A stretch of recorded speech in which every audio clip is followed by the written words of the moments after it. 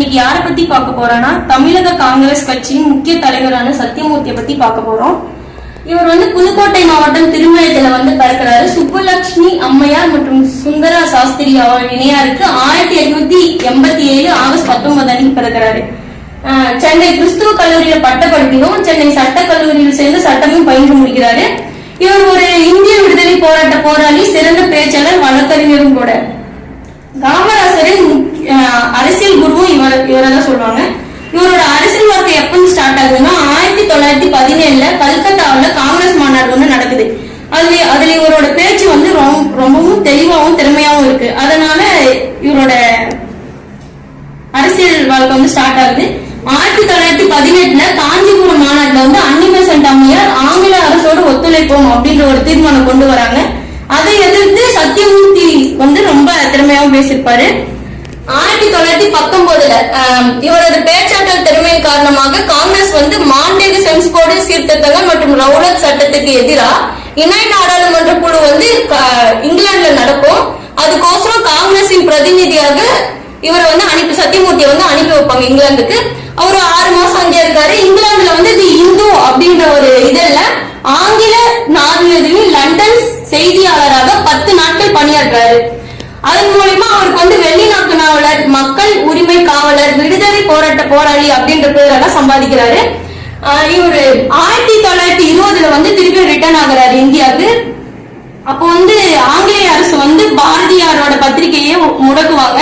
அதுக்கு எதிராக இவர் நிறைய பேசிப்பாரு. அப்புறம் 1929 ஒரு பூர்ண ஸ்வராஜ் அப்படின்ற ஒரு மாநாடு நடக்கும் நேருவின் தலைமையில ரவி நதிக்கரை ஓரத்துல. அதன் மூலியமா நம்ம சுதந்திரம் அடைஞ்சிட்டோம், ஜனவரி 26ஆம் நாள் 1930 நம்ம கொடியேற்றி கொண்டாடுவோம் அப்படின்ற ஒரு தீர்மானம் கொண்டு வராங்க. அதன் மூலியமா சென்னை பார்த்தசாரதி கோவிலில் இந்திய கொடியை ஏற்றியதற்காக ஆங்கிலேய அரசு இவரை கைது பண்றாங்க. அப்புறம் 1920 ஒத்துழைமை இயக்கம் அப்படின்ற ஒண்ணு நடக்கும். அதுல காந்தியோட ஒத்துழையாமை இயக்கம் பிடிக்காம நிறைய அதுக்கு எதிர்த்தரப்பு ஆளுங்க வெளியே வருவாங்க. அப்படி வெளியே 1922 சுயராஜ்ய கட்சி அப்படின்ற ஒண்ணு ஆரம்பிப்பாங்க. அதன் மூலமா 1923 நவம்பர் 10 ஃபர்ஸ்ட் எலெக்ஷனை சந்திக்கிறாங்க சுயராஜ்ய கட்சி. அதோட தலைமை செயலாளரா சத்தியமூர்த்தி இருப்பாரு. அப்புறம் ஜெயிச்சு 11 இடம் தொகுதி நிற்பாங்க. 11 தொகுதியிலும் வின் பண்ணிடுவாங்க.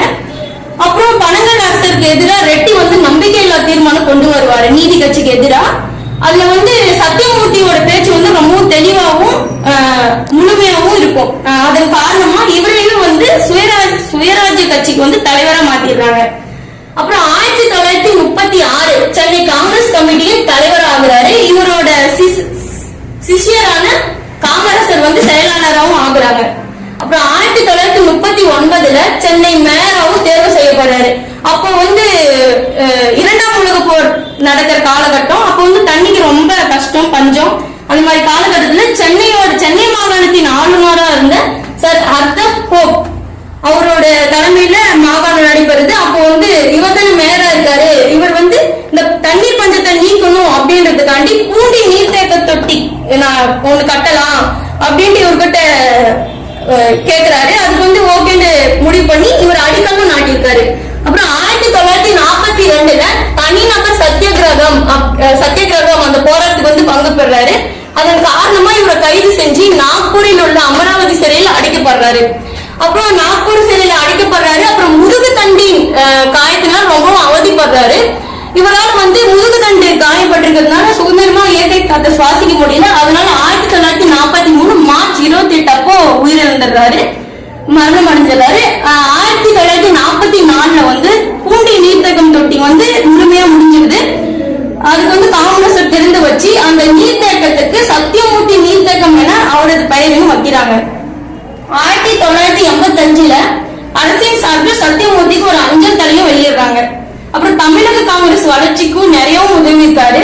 அது மட்டும் இல்லாம இவர் நடைபெற்ற தேர்தல்களில் எல்லாம் வெற்றி பெறதுக்கு இவரும் ஒரு முக்கிய காரணமா இருந்திருக்காரு, காங்கிரஸ் வெற்றி பெறதுக்கு. அதனால் அவரை நினைவு கூறும் வகையில சென்னையில் உள்ள காங்கிரஸ் கட்சியின் தமிழக தலைமையகத்திற்கு சத்தியமூர்த்தி பவன் அப்படின்ட்டு பெயரையும் வைக்கிறாங்க. அப்புறம் 1947 இந்தியா சுதந்திரம் அடைஞ்சிருது. அப்போ காமராசர் முதல்ல சத்தியமூர்த்தி வீட்டுக்கு தான் அழைக்கிறாரு. அது ஒரு சிறப்புமிக்க ஒரு சம்பவம். அப்புறம் இவர் பாராட்டி என்னென்ன பேர் அழைக்கிறாங்கன்னா, வீரன் சத்தியமூர்த்தி, சண்டமாருத பிரசங்கி, வெள்ளி நாக்கு நாவலர் அப்படின்னு இவர் பாராட்டி அழைக்கிறாங்க. நன்றி.